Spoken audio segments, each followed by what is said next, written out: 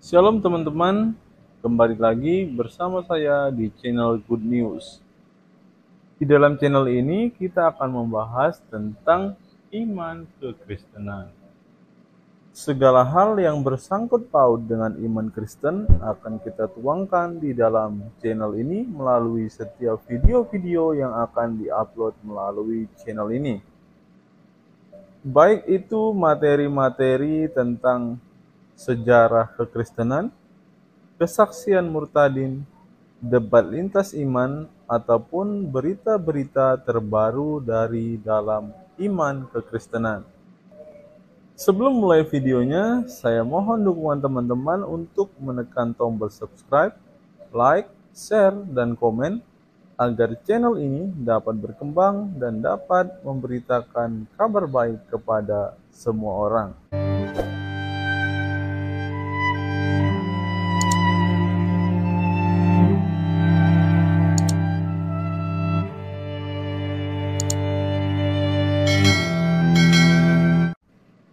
Sebelum mulai video ini, ada baiknya teman-teman menyeduh kopi terlebih dahulu agar dalam menyaksikan setiap video dari dalam channel ini, teman-teman tidak mengantuk dan teman-teman bisa fokus untuk menyimak setiap video-video yang akan diupload melalui channel ini. Selamat menyaksikan dan Tuhan Yesus memberkati kita semua. Ya, Bang. Apakah Anda seorang muslim? Iya. Oke. Apakah Anda mampu berdiskusi atau berargumen seputar perbandingan agama Islam dan Kristen? Siap, Bang, siap. Oke, baik. Saya kasih Anda kesempatan ya. Seperti itu. Ya, Bang Isa Ahmad, sejauh mana Anda mendalami agama Islam? Apakah Anda hanya Islam awam saja atau Anda memperdalam secara khusus agama Islam? Oh, kalau Islam itu ya kan saat Islam itu Jangan grogi, Bang. Tarik napas dulu. Tarik napas yang Iya, dalam. ini Islamnya. Oh, saya tahu, saya merasakan kok groginya itu. Saya merasakan. Saya merasakan itu, Bang, bahwa orang Islam kalau naik ke sini itu gemeteran, Bang, gemeteran. Karena takut agama Islamnya makin babak belur. Ya, begini. Jangan grogi, ya. Asam lambung jangan naik, tenang, tarik napas dulu. Hembuskan. Oke, sudah? Oke, baik. Apakah Anda memperdalam agama Islam? Ya. Anda memperdalam agama Islam. Oke. Bang, ini nama siapa, Bang? Muhammad. Ini? Allah. Oke. Betulkah kedua nama ini ditempatkan sejajar di masjid-masjidnya orang Islam? Betul. Betul sekali. Oke. Jadi umat muslim telah menempatkan Allah dan Muhammad sejajar, betul? Sejajar gimana maksudnya? Apakah umat muslim menempatkan nama Muhammad dan nama Allah sejajar di masjidnya? Sejajar. Oke, artinya umat muslim telah menempatkan nama Allah dan Muhammad sejajar, betul? Betul. Betul sekali. Oke. Sekarang yang kedua, betulkah bahwa mentaati anaknya Aminah, mentaati anaknya Abdullah sama saja dengan mentaati Allah? Ya, sama. Sama. Artinya Anda menyerahkan ketaatan dan ketaklukan dan kepatuhan dan ketundukan Anda secara mutlak kepada Muhammad, itu sama saja sejatinya dengan menyerahkan kepatuhan, ketaklukan, ketundukan kepada pencipta langit dan bumi, betul? Di sini itu saya belajar Muhammad itu ada dua, bukan Muhammad yang di Arab sana. Ada dua versi Muhammad itu. Muhammad itu ada dua. Kalau Islam sejati itu Muhammad itu ada dua. Kalau di pemahaman orang-orang awam itu Muhammad itu yang di Arab sana. Kalau di saya Muhammad itu ada di diri. Muhammad itu adalah diri sejati kita. Berarti Muhammad itu pengejawantahannya Allah, wujudnya Allah. Berarti Muhammad Ya. itu wujudnya Allah. Ya, wujudnya Allah. Nah, tuh, lihat tuh. Oke, coba Bang, sadarkan kaum muslimin wal muslimat bahwasanya Muhammad itu adalah wujud Allah. Silakan. Betul. Jangan Bang, Ya. tarik nafas. Asam lambung. Saya tahu asam lambungnya dari sini. Tarik nafas yuk. Juga bisa. Tarik nafas. Oke, silakan yuk. Katakan. Yuk, bahwasanya bahwasanya Muhammad itu di sana itu aslinya namanya itu Ahmad, bukan Muhammad yang di Arab itu. Nama aslinya Ahmad. Ya. Dan dia wujud dari Allah. Ya, wujud perwujudan. Ibaratnya itu seperti nasi ya. Nasi itu Allah. Muhammadnya itu nasi itu beras. Muhammad itu nasinya. Allah berasnya. Ya. Oh. Muhammad itu nasinya. Berarti Allah telah menjadi manusia, namanya Muhammad, betul? Betul, seperti Yesus. Sekali. Sudah saya bilang teman-teman, seperti yang saya curigai ketika saya memperdalam agama Islam secara mendalam, sungguhlah agama Islam ini copy paste dari agama Kristen. Iya. Kalau dalam agama Kristen, Bang, kalau dalam agama Kristen yang nuzul menjadi manusia itu adalah firman, namanya Yesus. Ya. Makanya Yesus itu sebagai pengejawantahan dari dia yang tidak terlihat. Nah, sekarang di copy paste sama Islam. Tapi orang-orang Islam itu enggak itu, Bang. Enggak tahu. Iya, enggak mau terima. mereka enggak sadar. Masalahnya kebanyakan belajar tausiahnya sama. Kan Muhammad itu wujudnya Allah. Betul. Muhammad wujudnya Allah, teman-teman. Ya teman-teman ya, jadi jangan bilang bahwasanya orang Islam tidak ada yang mengakui Muhammad itu pengejawantahan Allah, wujud dari Allah. Banyak, sekarang bahkan sudah makin banyak, Bang. Iya, saya ini lihat abangnya itu juga kalau debat sama orang-orang itu saya juga bingung sendiri gitu. Kayak itu. Karena barang siapa yang taat, patuh, tunduk kepada Muhammad, sesungguhnya dia itu sedang mematuhi, tunduk sama Allah itu. Betul? Iya. Kalau ibarat matahari itu Allahnya, kalau sinarnya itu Muhammadnya. Iya. Makanya Muhammad itu gambar atau pengejawantahan daripada Allah, betul? Betul. Iya. Saya setuju. Itu sebenarnya itu konsep di dalam kekristenan, Bang. Tapi bedanya begini, Bang. Bedanya begini. Yesus sebagai gambar atau pengejawantahan wujud ya daripada Sang Pencipta, itu tidak melakukan dosa, sempurna.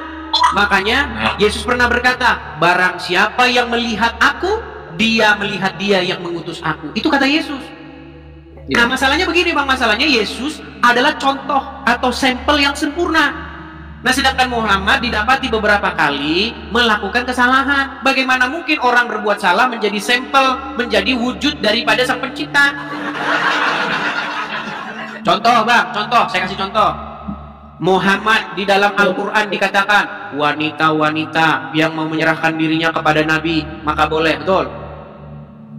Kalau itu saya kurang tahu ya. Bisa jadi itu permainan dari yang itu Al-Quran loh, Bang. Al-Quran mengatakan di dalam surat Al-Ahzab nomor 50 dan 51. Boleh tahu suratnya gimana itu? Oke, Abang ada Al-Quran di situ? Enggak. Oh, enggak ada sih. Ya, di dalam Al-Quran, di dalam surat Al-Ahzab ayat yang ke-51 dan 50 saya tunjukkan ya. Surat Al-Ahzab, ini saya tampilkan nih ya. Al-Ahzab 50. Nih kita tunjukkan ya. Lihat nih ya, Bang ya. Surat Al-Ahzab ayat yang ke-50 dan 51. Nih ya. Saya balik dulu kamera saya ke sini. Perhatikan. Lihat, nih ya, surat Al-Ahzab nih. Al-Ahzab 51, kelihatan ya? Ya. Nah, apa dikatakan di sini? Perhatikan, nih. Kamu boleh menangguhkan, menggauli siapa-siapa yang kamu kehendaki di antara mereka, dalam kurung istri-istrimu, dan boleh pula menggauli siapa-siapa yang kamu kehendaki. Perhatikan, Muhammad boleh menggauli siapa-siapa yang dikehendaki, dan siapa-siapa yang kamu ingini untuk menggaulinya kembali dari perempuan-perempuan yang telah kamu cerai, maka tidak ada dosa bagimu. Ini, Bang, inikah yang menjadi wujud daripada Sang Pencipta? Apakah ini yang Anda katakan yang wujud daripada Tuhan? Gambar daripada Tuhan seperti ini? Itu enggak. Makanya gini, Bang. Ada perumpamaan gitu, Bang. Kayak makanya gini. biasa. Makanya gini, Bang ya. Kalau Anda, saya ini menghabiskan 13 tahun lamanya waktu untuk mentah itu kata-katanya. Harus gini Bang, saya kasih tahu rahasianya ya. Saya ini 13 tahun lamanya memperdalam Bible dan memperdalam Al-Quran. Jadi, menurut Al-Quran, ketika Allah menciptakan Adam, dia meniupkan ruhnya, betul nggak? Betul. Nah, di dalam Bible, itu cerita itu sebenarnya dari Bible, Bang. Dari Bible semua cerita itu. Ya, hanya saja orang Muslim nggak tahu. Ya, orang Muslim masalahnya nggak tahu karena begini, Bang. Al-Quran itu bilang begini. Jika kamu ragu-ragu tentang apa yang kami wahyukan kepada kamu, tanya kepada orang yang membaca kitab sebelum kamu. Tanya kepada ahli kitab, pemegang Taurat, pemegang Injil. Tapi umat Muslim yang dilakukan malah kebalik, Bang. Malah bertanya kepada yang membaca kitab sesudah Al-Quran. Tanya Sahih Bukhari, tanya Sahih Muslim. Semuanya sesudah Al-Quran. Makanya saya bilang, orang Islam baca Qurannya sambil koprol. Iya, koprol terus, makanya kebalik terus. Suruh beriman kepada kitab sebelum Al-Quran, malah beriman kepada kitab sesudah Al-Quran. Di dalam Bible, apa dikatakan? Ketika Tuhan membentuk manusia itu dari debu tanah, lalu dia menghembuskan nafas hidup ke lubang hidungnya, maka demikianlah manusia itu menjadi makhluk yang hidup. Nah, manusia itu, Bang, manusia itu gambarnya, pengejawantahannya daripada sang pencipta. Kita ini sebenarnya pengejawantahan dia, tetapi gambarnya, kalau bahasa Ibrani itu disebut selem. Selem, gambar. Gambarnya itu sudah rusak, Bang. Rusak. Kenapa? Karena jatuh, berbuat dosa. Adam tuh bikin dosa. Makanya dia tidak lagi, bukan gambar dari Tuhan lagi, gambar daripada iblis.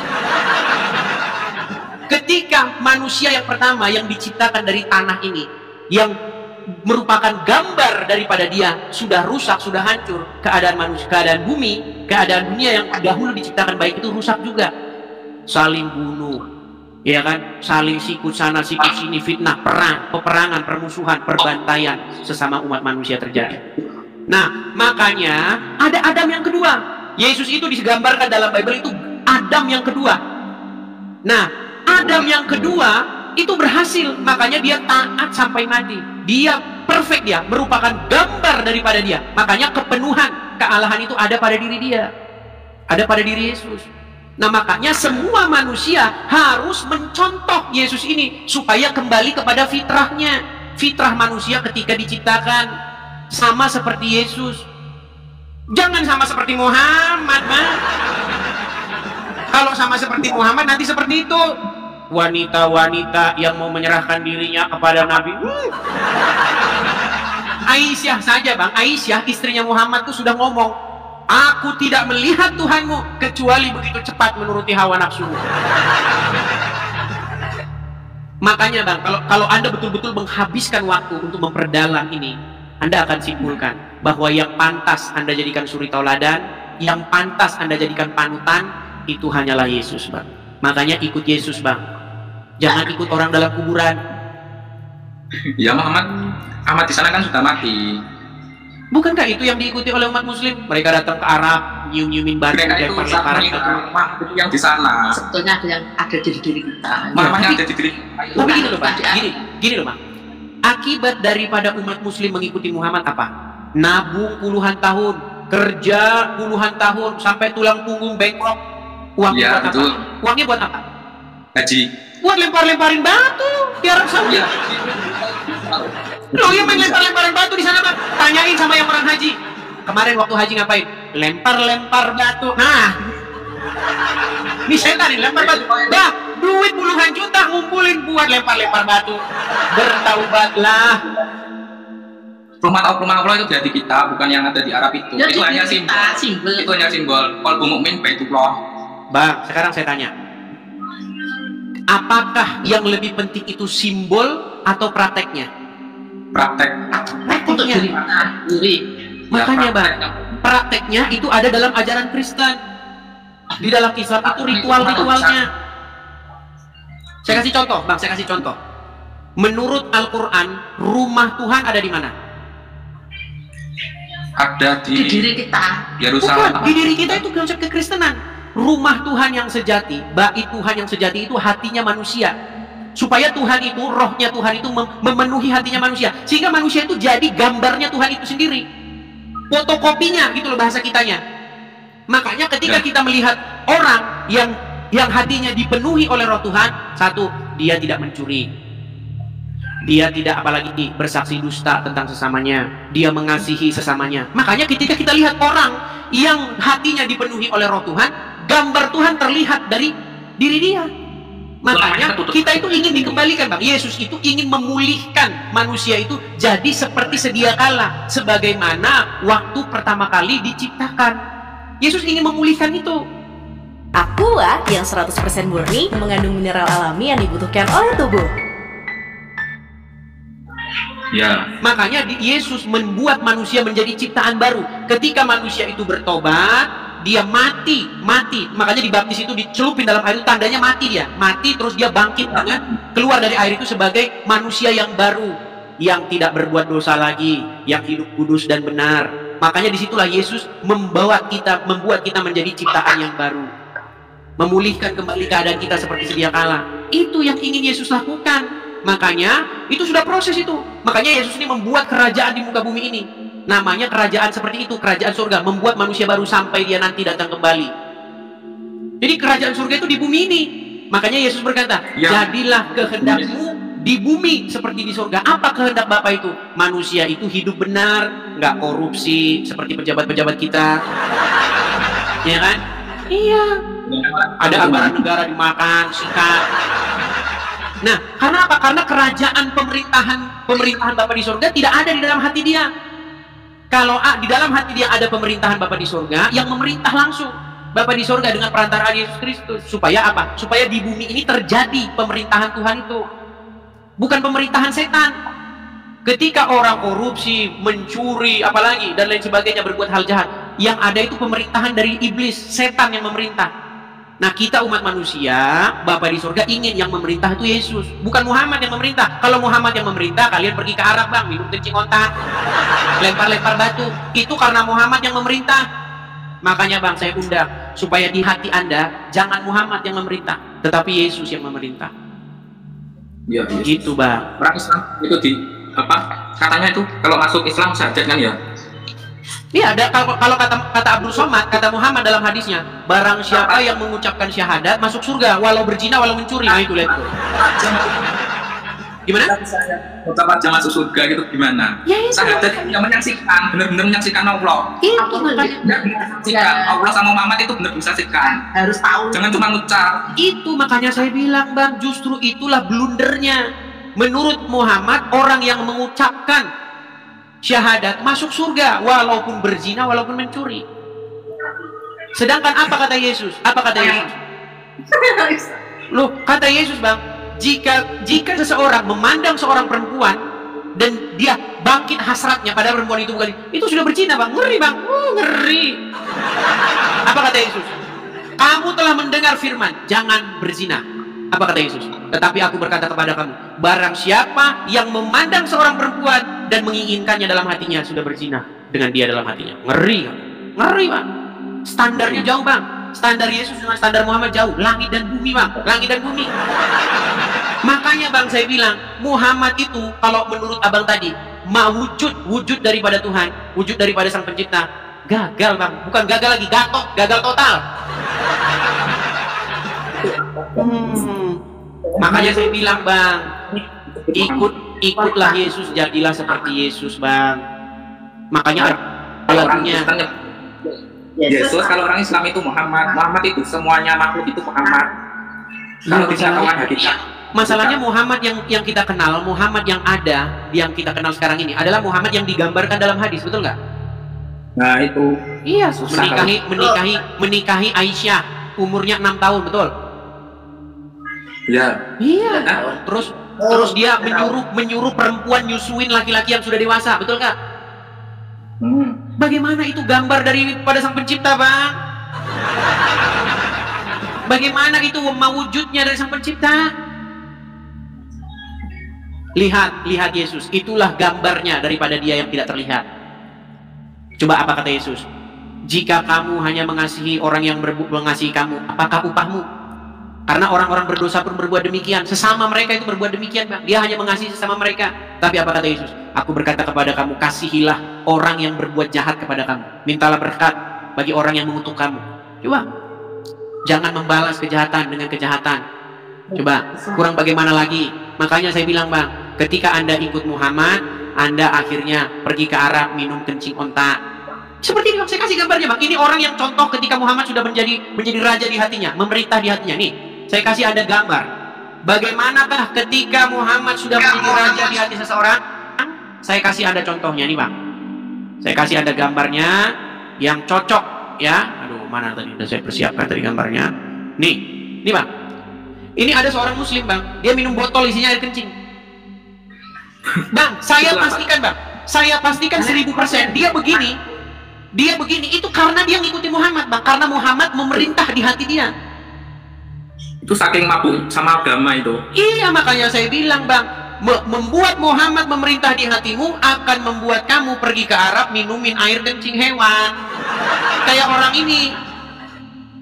Makanya saya bilang bang, ketika kamu menjadikan Muhammad sebagai Rabbmu, sebagai penguasamu, sebagai pengendalimu, kamu akan pergi ke Arab dan bertingkah seperti orang ini. Kamu akan minum air kencing onta, kamu akan cium-ciumin batu, kamu akan lempar-lemparin batu di sana.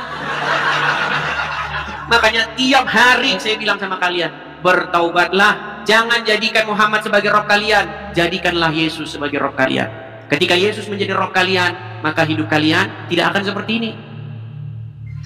Memang ini keras bang, memang keras dan menyakitkan, tapi mau gimana? Memang benar, mau gimana? Kalau diminum itu gimana? Itu karena Muhammad memerintahkan dalam hadis. Islam yang bagaimana itu penting. Iya, jadi bang, itu Islam di dalam hadis, ya, di dalam ketika mereka umroh atau haji, mereka itu minum-minumin air kencing di Arab. Ini banyak muslim yang nggak tahu bang. Banyak sekali muslim yang tidak tahu ini bang ya. Ini saya kasih tunjuk ya. Orang bodoh itu kok air kencing kok diminum. Tapi itu mengikuti Nabi. Enggak. Nabi juga enggak pernah. Nabi itu enggak pernah seperti itu. Kalau tidak menyuruh, bagaimana mungkin orang-orang di Arab pergi minum air kencing? Orang yang Arab itu pasti suci, pasti. Nih ya, saya tampilkan lagi. Saya balikkan kamera saya sebentar.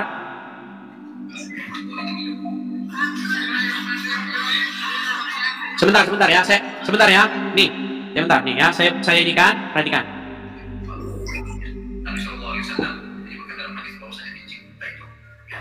Itu Nabi nggak pernah nyuruh seperti itu.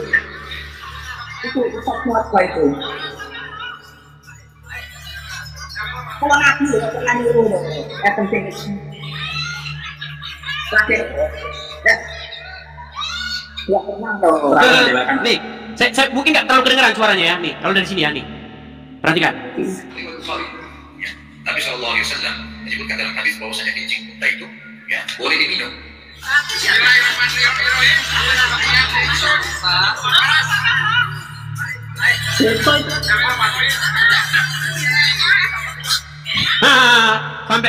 Sampai gitu loh. Wah, katanya. Itu akibat daripada mengikuti Muhammad.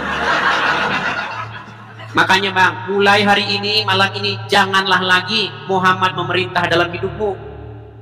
Yang berdaulat di dalam hidup seseorang itu haruslah firman-Nya yang dari surga turun ke bumi. Namanya Tuhan Yesus Kristus. Dialah yang seharusnya memerintah di hati seseorang. Makasih Bang Aman, makasih Bang Aman. Itu kepada seluruh umat muslim yang nonton di sini, ayo ganti Robmu, jangan lagi Muhammad. Gitu loh bang. Makanya ketika abang bilang tadi rumah Tuhan atau bait Allah itu ada di dalam hati manusia, itu bukan konsep agama Islam, itu konsep agama Kristen.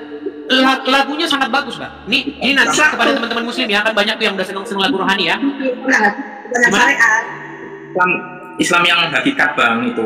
Allah itu ada di dalam diri kita sendiri. Itu Islam bukan Islam syariat. Kalau syariat nggak tahu. Kalau Islam syariat itu nggak akan tahu Tuhannya. Oke, baik. Ini supaya teman-teman muslim seneng lagu-lagu rohani, karena sudah banyak yang debat dengan saya, mereka sudah seneng lagu-lagu rohani. Entah apa motivasinya terserah, yang penting nih bang, saya putarkan ya bang ya, nih dengarkan ya. Ya, nih.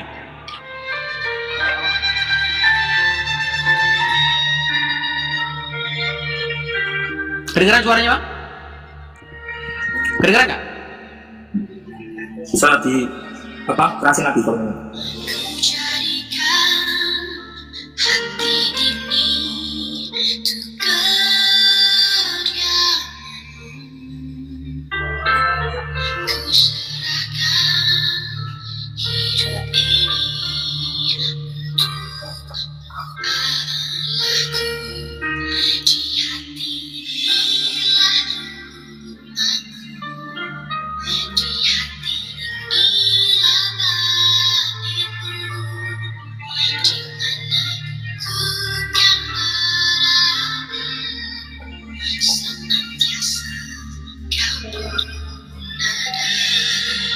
Tuh, itu bang.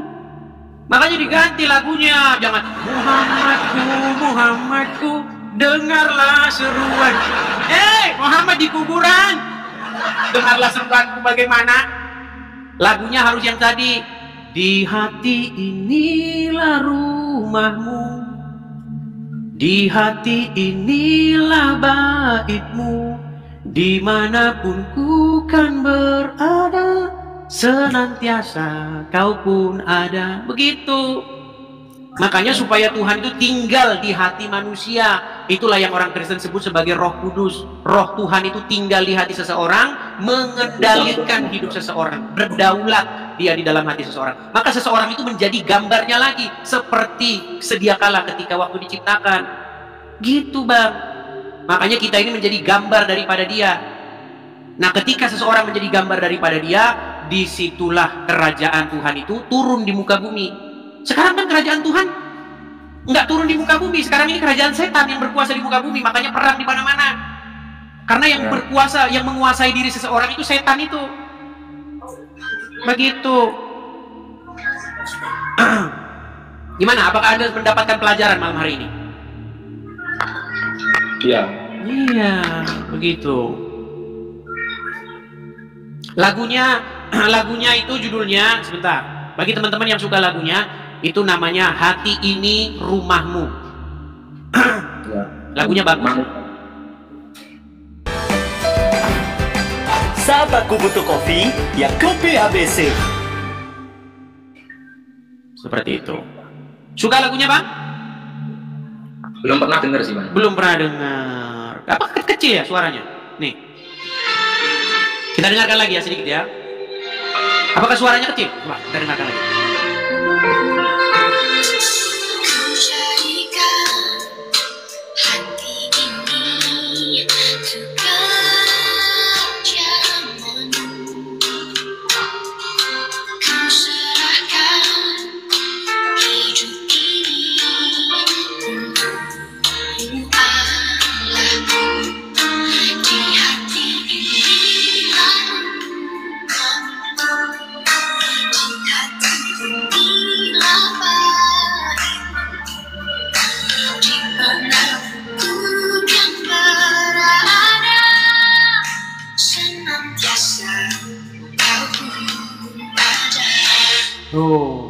Supaya apa? Supaya dimanapun kita berada, senantiasa dia ada. Begitu bang. Indahnya kekristenan bang.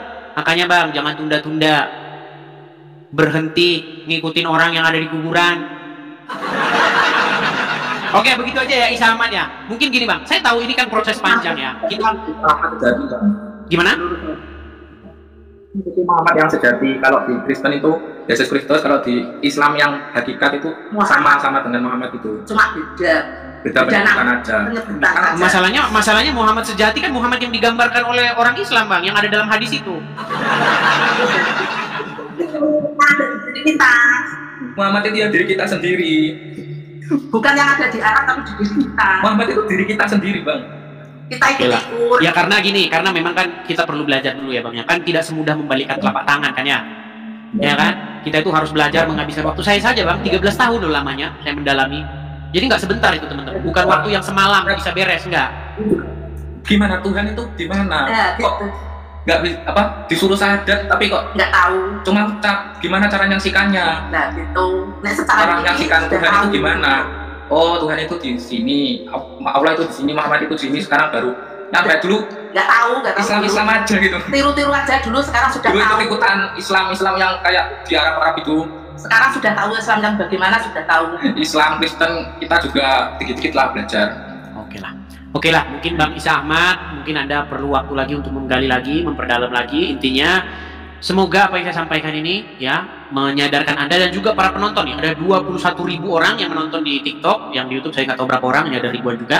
Ya itulah, seperti itu ya Bang Isa Ahmad. Semoga Anda belajar kembali, memperdalam kembali. Oke, terima kasih Isa Ahmad. Selamat malam ya, saya turunkan ya.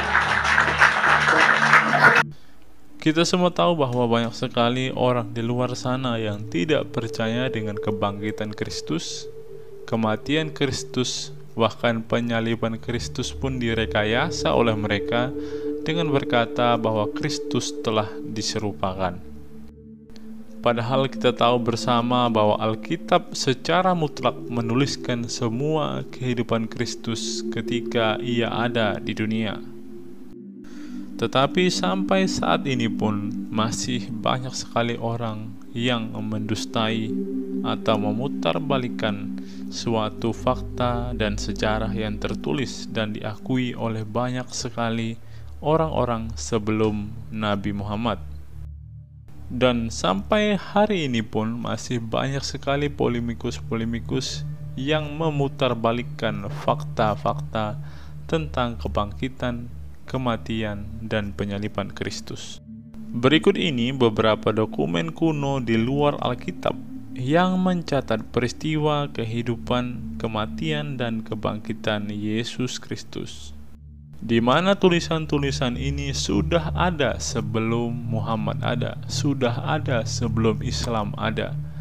Bagaimana mungkin Muhammad dan umat Islam saat ini dapat mengklaim bahwa Yesus tidak pernah disalib? Bagaimana mungkin mereka bisa mengatakan bahwa Yesus diserupakan, bahkan Yesus tidak bangkit? Untuk itu, mari kita bungkam mereka dengan data-data, dengan pengakuan-pengakuan, serta dengan fakta-fakta mengejutkan tentang kehidupan, kematian, dan kebangkitan Yesus Kristus. Selamat menyaksikan.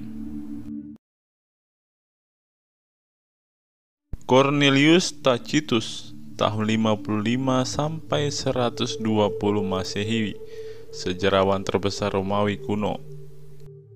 Konsekuensinya untuk menyingkirkan laporan ini, Nero semakin mengencangkan kesalahan dan menimpakan penyiksaan yang hebat pada golongan yang dibenci karena kejijikan mereka yang dinamai Kristen oleh kalangan umum.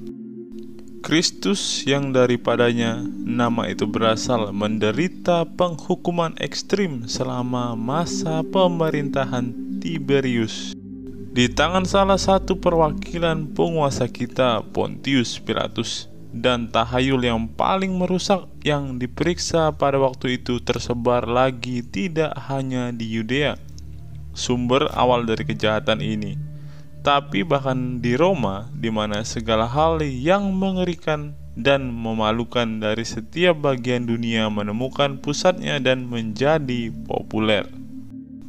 Dengan demikian, penangkapan dilakukan pertama kali kepada semua orang yang mengaku bersalah, lalu melalui informasi mereka, sejumlah besar orang dihukum. Tidak sebesar kejahatan membakar kota seperti kebencian mereka terhadap umat manusia. Penghinaan dengan berbagai cara ditambahkan kepada kematian mereka. Diselimuti dengan kulit binatang, mereka dicabik-cabik, anjing-anjing dan binasa, atau dipakukan pada kayu salib, atau ditempatkan dalam nyala api supaya terbakar sebagai terang cahaya malam ketika siang hari telah berakhir. Nero memberikan teman-temannya untuk tontonan ini dan mengadakan pertunjukan sirkus, sementara dia berbaur dengan orang-orang berpakaian pengendara kereta atau berdiri dengan sombong di atas kendaraan. Oleh sebab itu, bahkan bagi kriminal yang layak dihukum dengan ekstrim, sebagai contoh, timbullah perasaan belas kasihan. Karena itu bukan bagi kebaikan orang banyak seperti kelihatannya, tetapi untuk mengenyangkan kekejaman satu orang sehingga mereka dibinasakan. Selama masa penganiayaan para martir, salah satu kegemaran Nero adalah menjadikan orang-orang Kristen sebagai obor manusia, sehingga tamannya akan menyala terang pada waktu malam hari. Gaius Suetonius Tranquillus, kepala sekretaris Kaisar Hadrian. Karena orang-orang Yahudi Romawi menimbulkan kekacauan terus-menerus akibat hasutan Kristus atau Claudius mengusir mereka dari kota. Setelah kebakaran besar di Roma setelah pemerintahan Nero, hukuman juga dijatuhkan kepada orang-orang Kristen, suatu sekte yang menganut kepercayaan baru yang mengacau. Flavius Josephus, sejarawan istana bagi Kaisar Vespasian. Pada waktu ini ada seorang bijaksana yang dinamai Yesus. Perbuatannya baik dan dia dikenal sebagai orang suci. Banyak orang di antara Yahudi dan bangsa lain menjadi murid-muridnya. Pilatus menghukum dia untuk disalibkan dan mati. Dan mereka yang telah menjadi murid-muridnya tidak meninggalkan pemuridannya itu. Mereka melaporkan bahwa dia menampakkan diri kepada mereka 3 hari setelah penyalibannya dan bahwa dia hidup. Oleh karena itu, dia mungkin Mesias. Yang mengenal dia, para nabi telah menceritakan keajaiban-keajaiban. Julius Africanus menulis pada sekitar 221 Masehi, menemukan kutipan dari tulisan-tulisan Thallus yang menulis sejarah Mediterranean Timur sekitar tahun 52 Masehi, yang berbicara tentang kegelapan yang menutupi bumi selama penyaliban Yesus.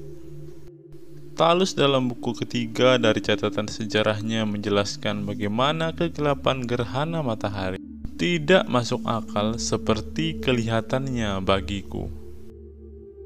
Buku sejarah ketiga oleh Thallus ditulis oleh seorang ahli sejarah abad ketiga yang tidak mengenal Allah, melaporkan bahwa ada suatu kegelapan luar biasa yang membuat matahari tidak tampak selama beberapa jam pada waktu Paskah tahun 32 Masehi, yakni tahun penyaliban Yesus Kristus.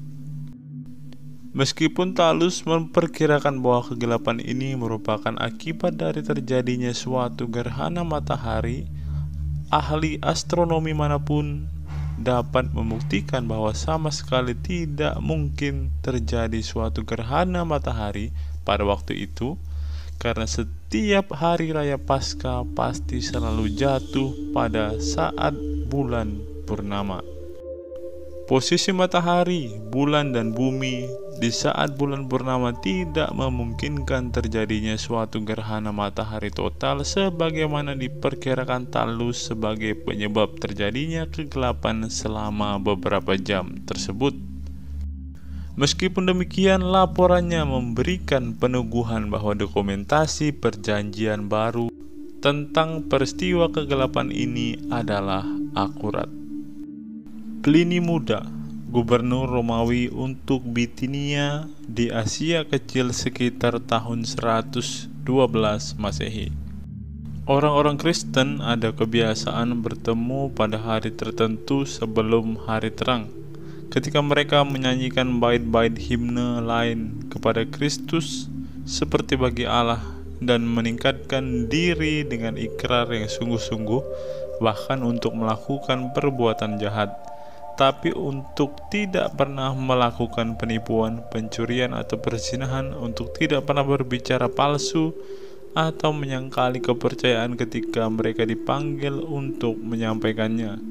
Setelah itu, kebiasaan mereka untuk memisahkan diri dan kemudian berkumpul untuk ambil bagian tentang makanan, tetapi makanan biasa dan jenis yang bersih. Pliny menambahkan bahwa kekristenan menarik orang-orang dari segala tingkat sosial, semua umur, jenis kelamin, dan baik dari kota maupun desa. Yang terakhir dari suratnya kepada Kaisar Trajan, Pliny mengatakan ajaran Yesus dan pengikutnya sebagai tahayul yang berlebihan dan menular.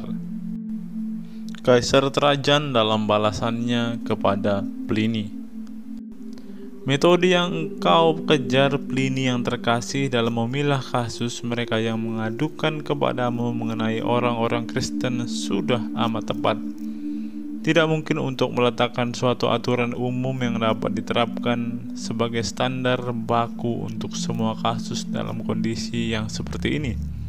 Penyelidikan tidak perlu dilakukan kepada orang-orang ini, karena ketika mereka diadukan dan ditemukan bersalah, maka mereka harus dihukum dengan batasan.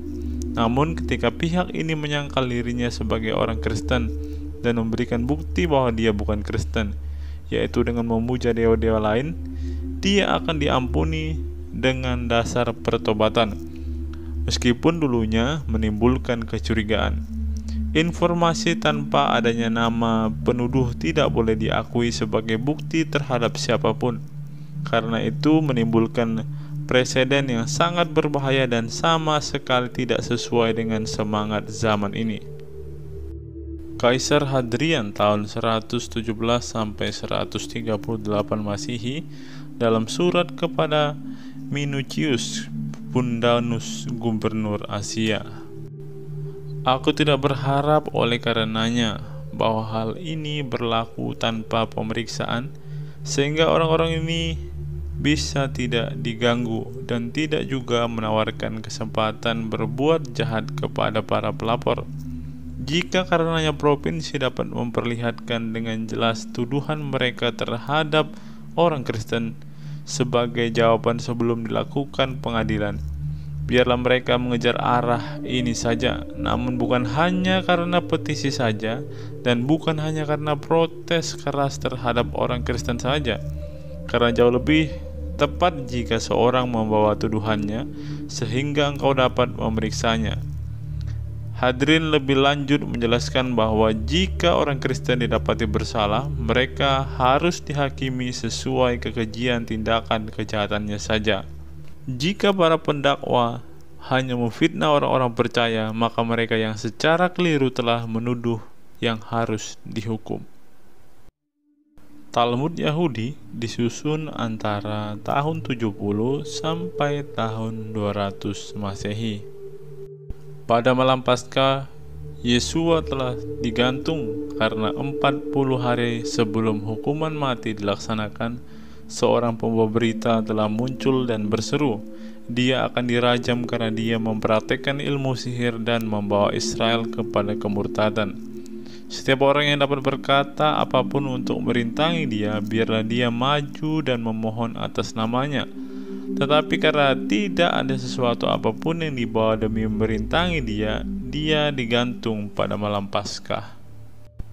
Referensi lain di dalam Talmud berbicara mengenai 5 murid Yesus dan menceritakan peristiwa pengadilan atas mereka di hadapan hakim yang membuat keputusan individu untuk masing-masing murid, memutuskan bahwa mereka harus dihukum mati, namun tidak ada catatan tentang kematian mereka. Lucian, pengarang satir Yunani abad kedua.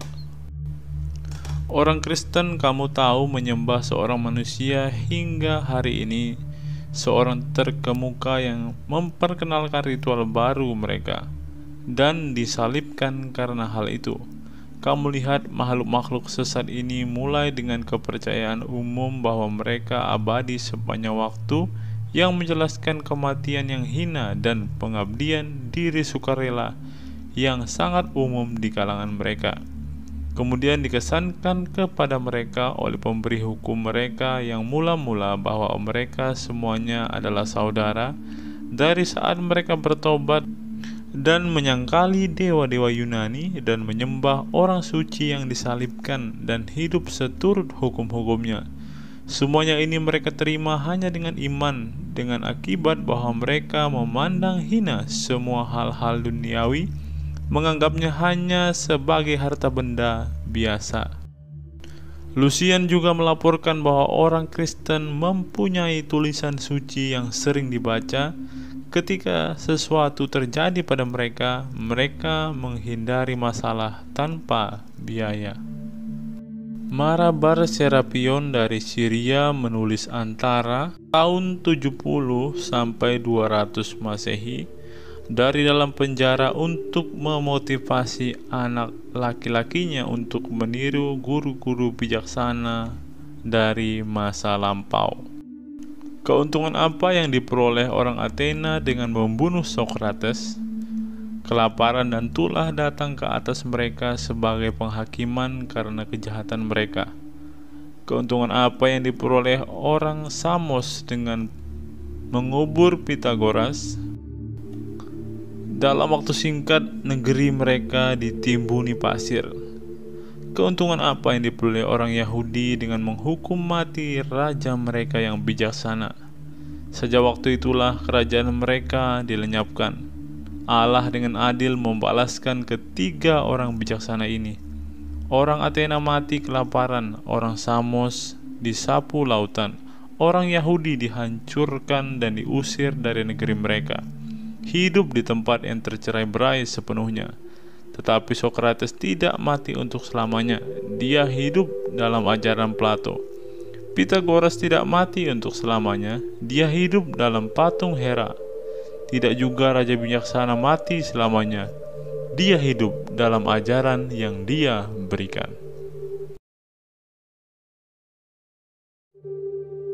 Injil kebenaran kemungkinan oleh Valentinus sekitar tahun 135 sampai 160 Masehi. Karena ketika mereka telah melihat dia dan mendengar dia, dia mengizinkan mereka untuk merasakan dia dan untuk mencium dia dan untuk menjamah anak yang dikasihi. Ketika dia menampakkan diri untuk memberi petunjuk kepada mereka mengenai Bapa. Karena dia datang dengan cara penampakan lahiriah, bagian lain meneguhkan bahwa anak Allah datang dalam daging dan firman itu datang ke tengah-tengah mereka, itu menjadi suatu tubuh. Yesus bertekun dalam menerima penderitaan karena dia tahu bahwa kematiannya adalah kehidupan bagi orang. Dia dipakukan ke kayu. Dia menunjukkan keputusan Bapa di kayu salib. Dia membawa dirinya sendiri turun kepada kematian melalui hidup. Kekekalan menyelubungi dia. Melucuti dirinya sendiri dari kain yang akan musnah, dia mengenakan yang tidak akan musnah, yang tidak seorang pun dapat mengambilnya daripadanya. Apokripa Yohanes kemungkinan oleh Saturnius sekitar tahun 120 sampai 130 Masehi. Itu terjadi pada suatu hari ketika Yohanes, saudara Yakobus yang adalah anak-anak Zebedeus, naik dan datang ke bait suci ketika seorang Farisi bernama Arimanius mendekati dia dan berkata kepadanya, "Di manakah Tuhanmu dan engkau yang engkau ikuti?"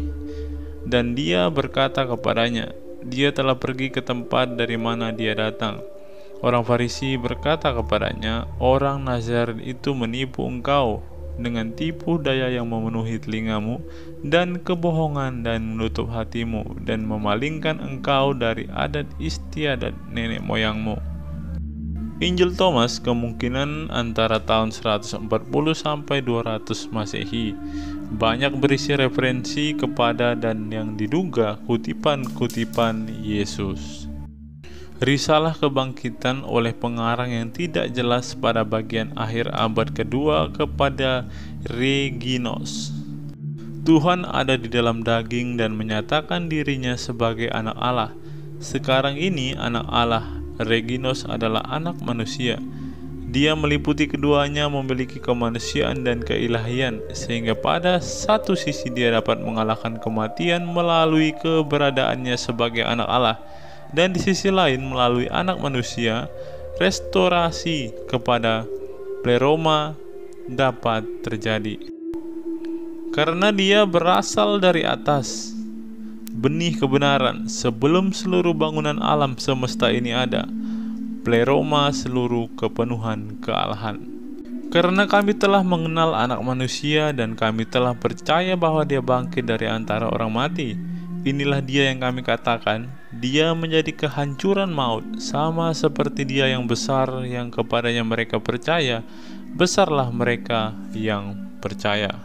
Juru selamat menelan kematian. Dia mentransformasi dirinya menjadi eon yang tidak dapat binasa dan membangkitkan dirinya sendiri, menelan yang kelihatan dengan yang tidak kelihatan, dan dia memberi kita jalan kepada keabadian kita.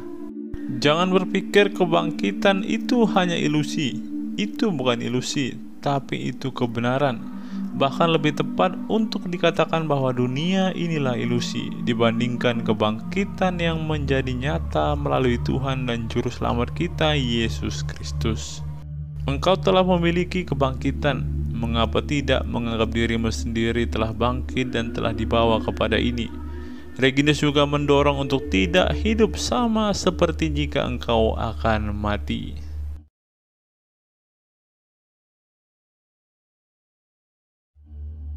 Perbuatan Pontius Pilatus dilaporkan dikirim dari Pilatus kepada Tiberius, dikutip oleh Justin Martyr tahun 150 Masehi. Dan ungkapan mereka menusuk tanganku dan kakiku digunakan sebagai referensi kepada paku di kayu salib yang ditancapkan ke tangan dan kakinya. Dan setelah dia disalibkan, mereka membuang undi atas pakaiannya dan mereka menyalibkan dia, membaginya di antara mereka. Dan bahwa hal-hal ini benar-benar terjadi pada engkau, pastikan sebagai perbuatan dari Pontius Pilatus. Selanjutnya, Justin Martyr menuliskan daftar mujizat penyembuhan dan menyatakan, dan bahwa dia melakukan semua itu dapat engkau pelajari dari perbuatan Pontius Pilatus. Phlegon yang lahir sekitar tahun 80 Masehi, seperti yang dilaporkan oleh Origen, menyebutkan bahwa Yesus memastikan berbagai nubuatan sudah digenapi.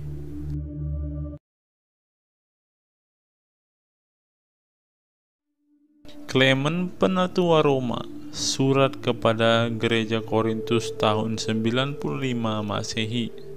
Rasul-rasul menerima Injil bagi kita dari Tuhan Yesus Kristus. Yesus Kristus diutus oleh Allah. Jadi Kristus adalah dari Allah dan rasul-rasul adalah dari Kristus. Karena itu keduanya datang menurut kehendak Tuhan dan dalam urutan yang telah ditetapkan. Karena itu setelah menerima tuntutan dan telah diyakinkan sepenuhnya melalui kebangkitan Tuhan kita Yesus Kristus dan diteguhkan dalam firman Allah dengan kepastian penuh oleh Roh Kudus, mereka pergi dengan kabar baik bahwa kerajaan Allah akan datang. Jadi dengan mengajar dimanapun, baik di desa maupun di kota, mereka menetapkan buah-buah sulung ketika mereka telah membuktikannya oleh Roh untuk menjadi uskup dan diaken bagi mereka yang akan percaya. Ignatius, uskup Antioquia kepada Trallians tahun 110 sampai 115 Masehi. Yesus Kristus adalah keturunan Daud yang adalah anak Maria yang benar-benar dilahirkan dan makan dan minum, benar-benar dianiaya di bawah Pontius Pilatus, benar-benar disalibkan dan mati di hadapan mata mereka yang ada di surga dan yang ada di bumi dan mereka yang ada di bawah bumi. Yang terlebih lagi benar-benar telah dibangkitkan dari kematian. Bapaknya membangkitkan dia, yang dengan cara seperti itu juga membangkitkan kita yang percaya kepada dia. Dia benar-benar keturunan Daud secara lahiriah, tetapi anak Allah oleh kehendak kuasa ilahi, benar-benar dilahirkan oleh seorang perawan dan dibaptiskan oleh Yohanes sebagai seluruh kebenaran dapat dipenuhi oleh dia. Benar-benar dipakukan di dalam daging bagi kita di bawah Pontius Pilatus dan Herodes raja wilayah, yang olehnya kita menjadi buah, yaitu dari penderitaannya yang paling diberkati, supaya dia dapat menetapkan suatu panji-panji untuk segala zaman melalui kebangkitannya. Karena aku tahu dan percaya bahwa dia ada di dalam daging bahkan setelah kebangkitan. Dan ketika dia datang kepada Petrus dan kawan-kawannya, dia berkata kepada mereka, "Jamahlah dan peganglah aku, dan lihatlah bahwa aku bukan setan tanpa tubuh." Dan segera mereka menjamah dia, dan mereka percaya telah menyatu dengan daging dan darahnya. Oleh karena itu juga mereka memandang hina kematian, bahkan mereka dihadapi oleh menang atas kematian. Dan setelah kebangkitannya dia makan bersama mereka dan minum bersama mereka. Ignatius, surat kepada Magnesian, tahun 110 sampai tahun 115 Masehi. Hendaklah engkau sepenuhnya diyakinkan mengenai kelahiran dan penderitaan dan kebangkitan yang terjadi pada masa pemerintahan Pontius Pilatus, karena hal-hal ini benar dan telah dikerjakan oleh Yesus Kristus, pengharapan kita.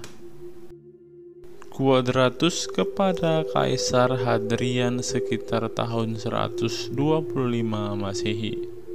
Perbuatan-perbuatan juru selamat kami selalu ada di hadapanmu, karena itu benar-benar mujizat. Mereka yang disembuhkan, mereka yang dibangkitkan dari kematian, yang telah disaksikan tidak hanya ketika disembuhkan dan dibangkitkan, namun yang selalu ada. Mereka tetap hidup dalam waktu yang cukup lama, tidak hanya ketika Tuhan kami ada di bumi, namun demikian juga ketika Dia telah meninggalkan bumi, sehingga beberapa dari mereka juga masih hidup hingga ke zaman kita.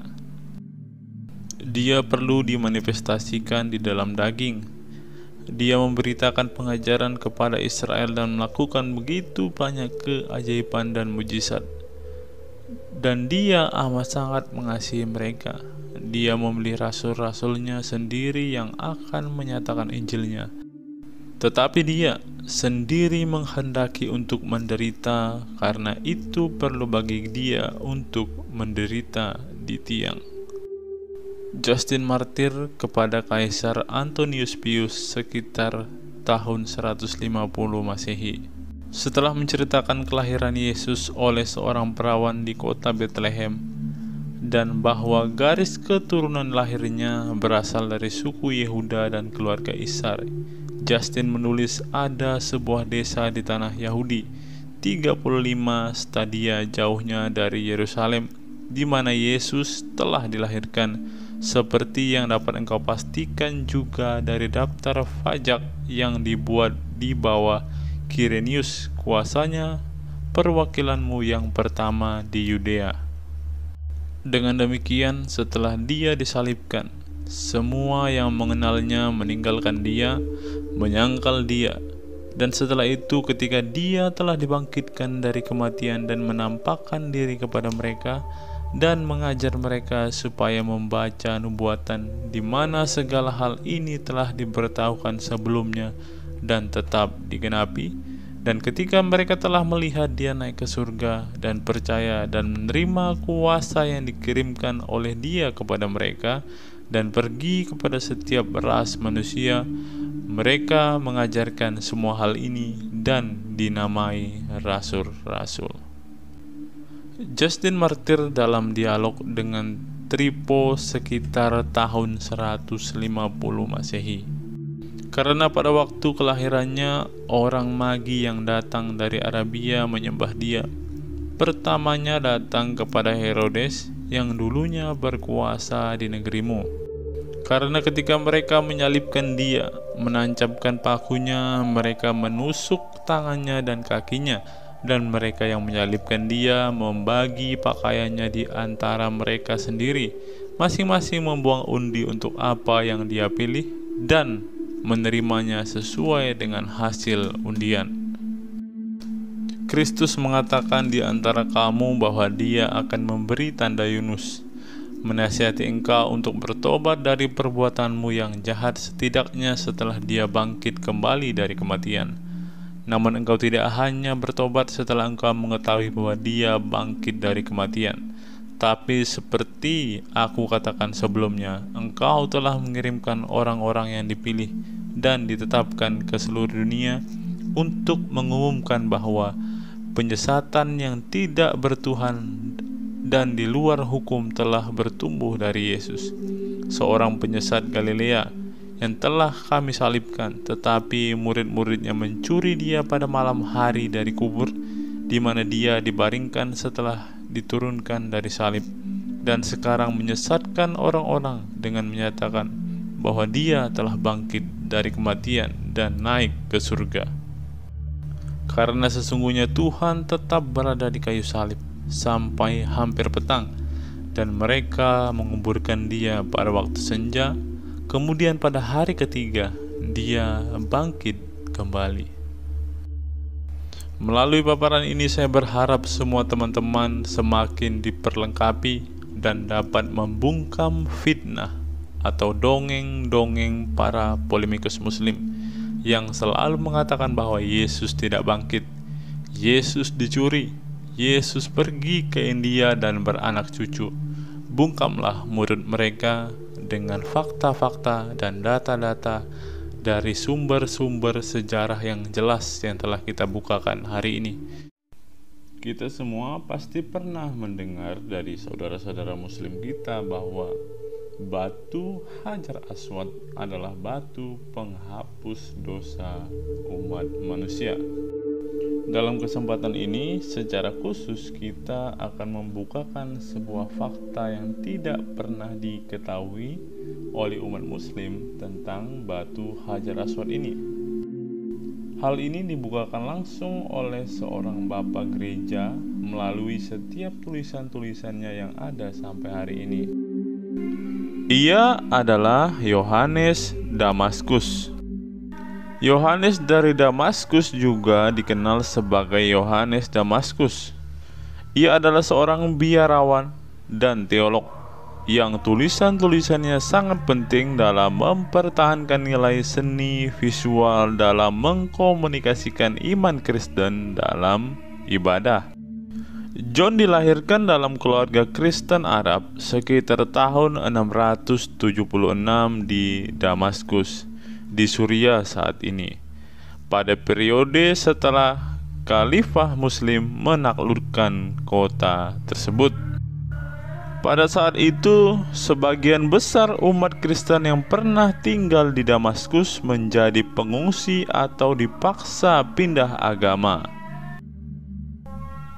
Keluarga John bagaimanapun telah bekerja sama dengan para penguasa Muslim setelah mereka mengambil alih kota, dan ayah John mempunyai posisi di istana kekhalifahan sehingga keluarga mereka diperbolehkan untuk tetap beragama Kristen.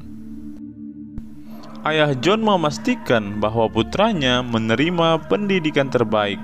Ayah John membekali putranya dengan seorang biarawan Kristen sebagai tutor, dan John muda yang cerdas menjadi sarjana astronomi, matematika, dan teks klasik Yunani dan juga Arab. Beberapa sumber menyatakan bahwa Yohanes sendiri menjadi kepala administrator istana khalifah. Akhirnya John menyerahkan kehidupannya di istana dan pergi ke Yerusalem untuk menjadi pendeta biarawan di biara Marsaba di luar Yerusalem. Ketika Yohanes mulai menjalani panggilan barunya sebagai biarawan dan imam di biara Marsaba, sebuah perdebatan besar yang dikenal sebagai kontroversi ikonoklas terus memecah belah gereja. Kaisar Leo III mengeluarkan dekret yang melarang penggunaan gambar. Yohanes menulis dengan penuh semangat mendukung penggunaan gambar dan mendorong umat Kristen awam untuk terus menggunakannya yang bertentangan dengan dekret kaisar. Risalah Yohanes merupakan pembelaan yang indah terhadap teologi inkarnasi dan pentingnya imajinasi dalam mengembangkan iman kepada Kristus. John menuliskan bahwa seni cocok untuk menggambarkan Tuhan yang menjadi manusia. Saya tidak menggambarkan ketuhanan yang abadi. Saya melukis daging Tuhan yang terlihat. karena tidak mungkin untuk mewakili roh, apalagi Tuhan yang memberi nafas kepada roh. Ketika yang tak terlihat menjadi terlihat dalam daging, kamu kemudian dapat menggambar kemiripan wujudnya. Memang benar saya tidak menyembah materi, tulis Yohanes. Saya menyembah Tuhan materi yang menjadi urusan demi aku. Jangan meremehkan materi karena materi tidak tercela. John melanjutkan dengan membahas imajinasi manusia, pikiran yang diarahkan untuk melampaui hal-hal jasmani tidak mampu melakukannya. Untuk hal-hal yang tidak terlihat dari Tuhan sejak penciptaan dunia adalah dibuat terlihat melalui gambar. Imajinasi menjangkau ke arah Tuhan, namun perlu keimanan, perlu kasih karunia untuk menerima gambaran dari Tuhan sendiri yang Tuhan hadirkan kepada manusia. Dan gambar penting untuk memicu imajinasi karena gambar berbicara kepada penglihatan seperti kata-kata kepada telinga. Gambar membawa pemahaman. Setelah kita melihat secara singkat siapa sebenarnya Yohanes Damaskus ini, teman-teman, ia adalah seorang yang sangat berpengaruh dengan tulisan-tulisannya. Salah satu tulisan Yohanes Damaskus yang sangat terkenal sampai sekarang adalah ketika ia mengkritik agama Islam. Inilah isi kritikan Santo Yohanes dari Damaskus terhadap Islam, teman-teman. Ada juga tahayul kaum Ismail yang sampai hari ini masih berlaku dan membuat manusia terus berbuat salah karena merupakan cikal bakal antikristus. Mereka adalah keturunan Ismail yang lahir dari Abraham dari Agar, dan karena alasan inilah mereka disebut Agareni dan Ismail. Mereka juga disebut Saracen yang berasal dari Sara Kenoi atau miskin Sara. Karena apa yang dikatakan Agar kepada malaikat, Sara telah menyuruhku pergi dalam kemiskinan. Mereka dulunya adalah penyembah berhala, menyembah bintang pagi dan Aprodit yang dalam bahasa mereka disebut kabar yang artinya agung. Dan sampai zaman Heraklius, mereka adalah penyembah berhala yang sangat besar. Sejak saat itu hingga saat ini, seorang nabi palsu bernama Muhammad telah muncul di tengah-tengah mereka.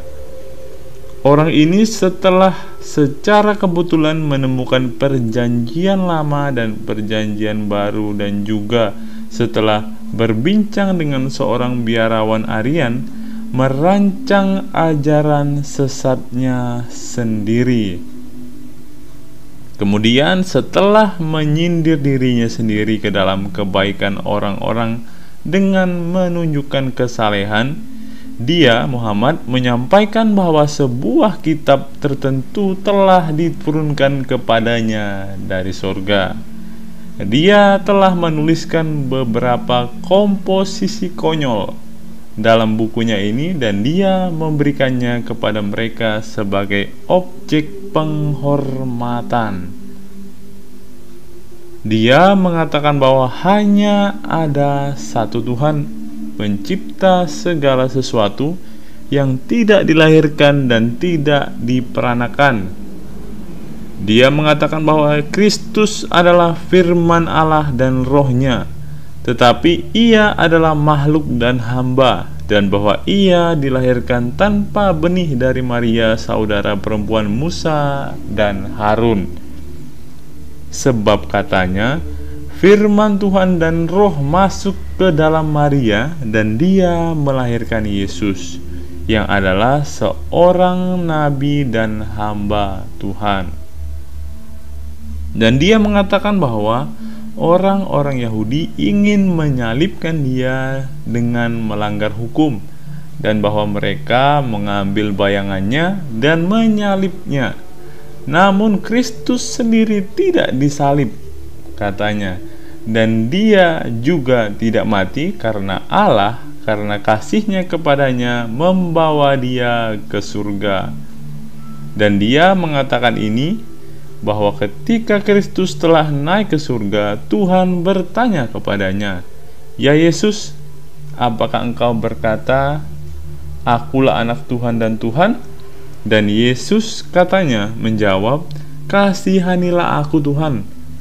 Engkau tahu bahwa aku tidak mengatakan ini dan bahwa aku tidak mencemooh menjadi hamba-Mu. Tetapi orang-orang berdosa telah menulis bahwa saya membuat pernyataan ini, dan mereka telah berbohong tentang saya dan melakukan kesalahan." Dan Tuhan menjawab dan berkata kepadanya, "Aku tahu bahwa kamu tidak mengucapkan ini. Masih banyak hal lain yang luar biasa dan cukup menggelikan dalam buku ini yang ia banggakan diturunkan kepadanya dari Tuhan. Namun ketika kita bertanya, dan siapakah yang bisa bersaksi bahwa Allah memberinya kitab itu? Dan nabi manakah yang meramalkan bahwa nabi seperti itu akan bangkit?" Ya, mereka bingung. Dan kami mencatat bahwa Musa menerima hukum dari Gunung Sinai dengan Tuhan menampakkan diri di hadapan semua orang dalam awan, api, kegelapan, dan badai. Dan kami mengatakan bahwa semua nabi mulai dari Musa dan seterusnya menubuatkan tentang kedatangan Kristus dan bagaimana Kristus Allah dan inkarnasi Allah akan datang dan disalibkan dan mati dan bangkit kembali, dan bagaimana dia, Muhammad, akan menjadi hakim atas dunia, hidup dan mati. Lalu ketika kami berkata, "Mengapa nabimu itu tidak datang dengan cara yang sama?" Dan ada orang lain mengatakan yang menjadi saksinya, "Dan bagaimana mungkin Allah di hadapanmu tidak memberikan kepada orang ini kitab yang kamu rujuk, padahal dia memberikan hukum kepada Musa." Dengan orang-orang melihatnya dan gunung berasap, agar kamu pun dapat yakin. Mereka menjawab bahwa Tuhan melakukan apa yang Dia kehendaki. Ini kami berkata, "Kami tahu, tapi kami bertanya bagaimana kitab itu sampai kepada nabi Anda." Kemudian mereka menjawab bahwa kitab itu diturunkan kepadanya ketika dia sedang tidur. Kemudian kami dengan bercanda mengatakan kepada mereka bahwa selama ini dia menerima buku itu dalam tidurnya dan benar-benar merasakan pengoperasiannya. Maka pepatah populer berlaku padanya yang berbunyi, "Kamu membuatku bermimpi." Ketika kami bertanya lagi, bagaimana mungkin ketika dia memerintahkan dalam kitabmu ini untuk tidak melakukan apapun atau menerima apapun tanpa saksi? Kamu tidak bertanya kepadanya. Pertama-tama, tunjukkan kepada kami dengan saksi bahwa kamu adalah seorang nabi dan bahwa kamu datang dari Allah, dan tunjukkan kepada kami kitab suci mana yang memberi kesaksian tentang kamu. Mereka merasa malu dan tetap diam. Kemudian kami melanjutkan, "Meskipun Anda tidak boleh menikahi seorang istri tanpa saksi, atau membeli atau memperoleh properti, meskipun kamu tidak menerima seekor keledai atau memiliki seekor binatang beban dan tanpa kamu saksikan, dan meskipun kamu memiliki istri, harta benda, keledai, dan sebagainya melalui para saksi, namun hanya keimananmu dan kitab sucimu saja yang kamu anggap tidak dibuktikan oleh para saksi. Sebab orang yang mewariskan ini kepadamu tidak mempunyai jaminan dari sumber manapun, dan tidak ada seorang pun yang diketahui memberi kesaksian tentang dia sebelum dia datang. Sebaliknya, dia menerimanya ketika dia sedang tidur. Terlebih lagi, mereka menyebut kami hetairis atau asociator karena kata mereka, kami memperkenalkan sekutu kepada Tuhan dan menyatakan Kristus sebagai anak Tuhan dan Tuhan. Kami berkata kepada mereka dengan nada gembira, para nabi dan kitab suci telah menyampaikan hal ini kepada kami. Dan kalian, sebagaimana kalian bersikeras menerima para nabi. Jadi jika kita salah menyatakan Kristus sebagai anak Allah, maka merekalah yang mengajarkan hal ini dan meneruskannya kepada kita. Namun sebagian dari mereka mengatakan bahwa ini adalah salah penafsiran yang membuat kami menggambarkan para nabi dengan mengatakan hal-hal seperti itu. Sementara yang lain mengatakan bahwa orang-orang Ibrani membenci kami dan menipu kami dengan menulis nama para nabi sehingga kami bisa tersesat. Dan sekali lagi, kami berkata kepada mereka, selama Anda mengatakan bahwa Kristus adalah firman Tuhan dan roh, mengapa Anda menuduh kami sebagai hetairis?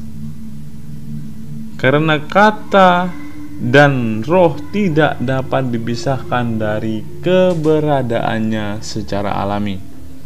Oleh karena itu, jika firman Tuhan ada di dalam Tuhan, maka jelas dialah Tuhan.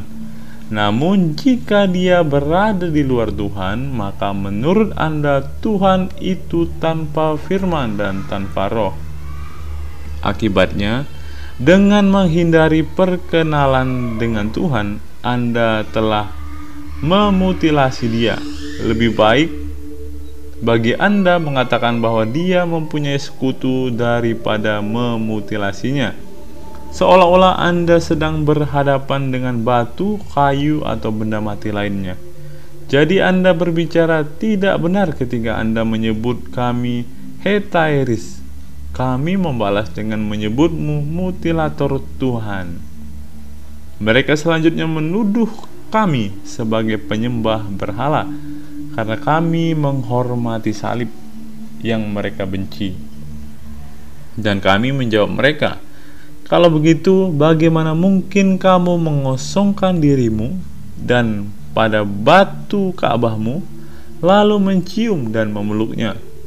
Lalu ada pula yang mengatakan bahwa Ibrahim mempunyai hubungan dengan Agar di atasnya. Namun ada pula yang mengatakan bahwa ia mengikat unta di sana ketika hendak menyembelih Ishak. Dan kami menjawab mereka, karena kitab suci mengatakan bahwa gunung itu berhutan dan terdapat pohon-pohon dari Abraham menebang kayu untuk bencana itu dan menaruhnya di atas Ishak. Dan kemudian ia meninggalkan keledainya bersama kedua pemuda. Mengapa bicara omong kosong? Karena di tempat itu tidak rimbun dengan pepohonan dan tidak ada jalan bagi keledai. Dan mereka malu, namun mereka tetap menegaskan bahwa batu itu adalah milik Abraham.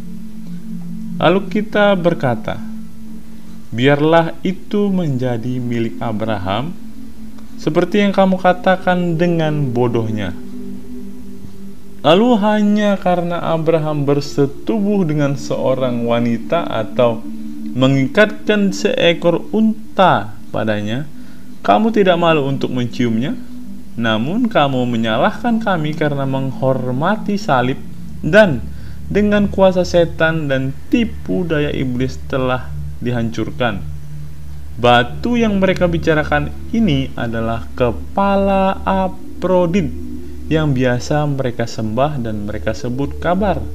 Bahkan saat ini bekas ukiran tersebut masih terlihat jelas oleh pengamat yang cermat.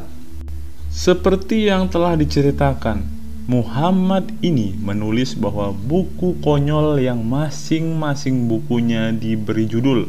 Misalnya ada buku On Woman yang di dalamnya ia dengan jelas membuat ketentuan hukum untuk mengambil 4 istri dan jika mungkin 1000 selir sebanyak yang dapat dihidupi oleh seseorang selain 4 istri yang sudah dimilikinya.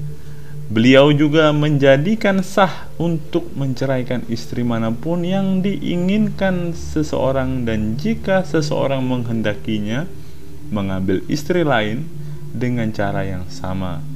Muhammad mempunyai seorang teman bernama Zaid. Pria ini mempunyai istri cantik dan membuat Muhammad jatuh cinta.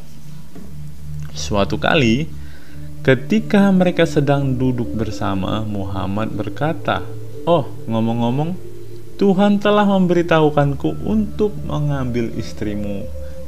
Yang lain menjawab, "Kamu adalah seorang rasul. Lakukan seperti yang diperintahkan Tuhan kepadamu dan ambillah istriku." Sebaliknya, untuk menceritakan kisahnya dari awal, dia berkata kepadanya, "Tuhan telah memberiku perintah agar kamu menceraikan istrimu dan menyingkirkannya." Lalu beberapa hari kemudian, sekarang dia berkata, "Tuhan telah memberitahuanku untuk membawanya." Kemudian setelah laki-laki itu mengambil istrinya dan berzina dengannya, dia membuat peraturan ini, "Hendaklah dia yang menceraikan istrinya, dan jika setelah menceraikannya dia kembali kepadanya, biarlah orang lain mengawininya, sebab tidak halal mengambilnya, kecuali ia telah dinikahkan oleh orang lain. Terlebih lagi jika seseorang lelaki menceraikan istrinya, biarlah saudara laki-lakinya menikahinya jika ia menghendakinya." Dalam buku yang sama, ia memberikan ajaran seperti ini, "Kerjakanlah tanah yang diberikan Tuhan kepadamu dan percantiklah, dan lakukanlah ini dan lakukanlah dengan cara demikian, tidak mengulangi semua perbuatan cabul yang telah ia lakukan." Lalu ada juga buku Unta Tuhan. Tentang unta ini dia mengatakan bahwa unta itu datang dari Tuhan dan ia meminum seluruh sungai dan tidak dapat melewati 2 gunung karena tidak ada cukup ruang. Ada orang-orang di tempat itu katanya, dan mereka biasa meminum air tersebut pada suatu hari, sedangkan unta akan meminumnya pada hari berikutnya.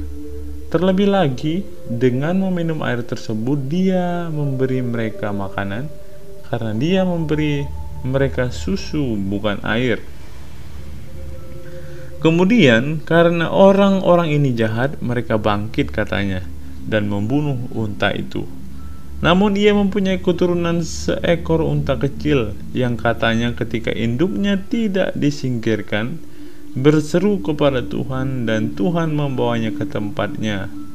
Lalu kami bertanya kepada mereka, "Dari mana datangnya unta itu?" Dan mereka bilang, "Itu dari Tuhan." Lalu kita bertanya, "Apakah ada unta lain yang berpasangan dengan unta ini?" Dan mereka berkata, "Tidak." "Lalu bagaimana?" kata kita, "Itu dilahirkan. Sebab kami melihat bahwa untamu tidak mempunyai ayah, ibu, dan silsilah, dan anak yang melahirkannya menderita kemalangan. Juga tidak jelas siapa yang membesarkannya, dan juga unta kecil ini diangkat. Jadi mengapa Nabi Anda yang menurut apa yang Anda katakan Tuhan berbicara kepadanya tidak mengetahui tentang unta di mana ia merumput dan apa yang memperoleh susu dan memerahnya?" Atau mungkinkah dia seperti ibunya bertemu dengan orang jahat dan hancur? Atau apakah dia masuk surga sebelum kamu agar kamu mendapat sungai susu yang kamu bicarakan dengan bodohnya? Karena Anda mengatakan bahwa Anda memiliki 3 sungai yang mengalir di surga, 1 berisi air, 1 berisi anggur, dan 1 lagi berisi susu. Jika unta yang menjadi pendahulumu berada di luar surga, jelaslah bahwa ia telah kering karena kelaparan dan kehausan, atau bahwa orang lain mendapat manfaat dari susunya, dan dengan demikian nabimu bermegah dengan iseng bahwa ia telah berbicara dengan Tuhan, karena Tuhan tidak melakukannya, mengungkapkan kepada misteri unta. Namun jika dia di surga, dia masih minum air, dan kamu karena kekurangan air akan mengering di tengah surga kenikmatan. Dan jika karena tidak ada air, karena unta telah meminum semuanya, kamu haus akan anggur dari sungai anggur yang mengalir. Kamu menjadi mabuk karena meminum anggur murni, dan pingsan karena pengaruh minuman keras, dan tertidur. Kemudian menderita kepala berat setelah tidur dan sakit karena anggur. Anda akan kehilangan kenikmatan. Lalu bagaimana mungkin nabimu tidak berpikir bahwa hal ini mungkin terjadi padamu di surga kesenangan? Dan tidak pernah tahu apa tujuan unta itu sekarang. Namun kamu bahkan tidak menanyakannya.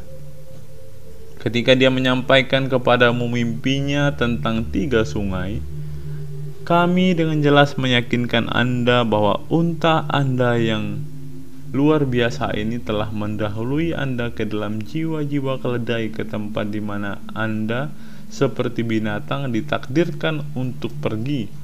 Dan ada kegelapan luar dan hukuman kekal, api yang menderu-deru, cacing-cacing yang tidak bisa tidur, dan setan-setan neraka. Sekali lagi dalam buku The Table, Muhammad mengatakan bahwa Kristus meminta suatu meja kepada Tuhan, dan meja itu diberikan kepadanya. Sebab Allah, katanya, berfirman kepadanya, Aku telah memberikan kepadamu dan kepada sebuah meja yang tidak fana.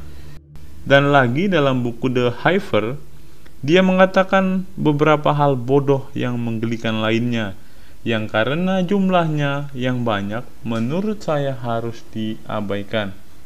Ia menetapkan suatu hukum bahwa mereka harus disunat, dan juga para wanita.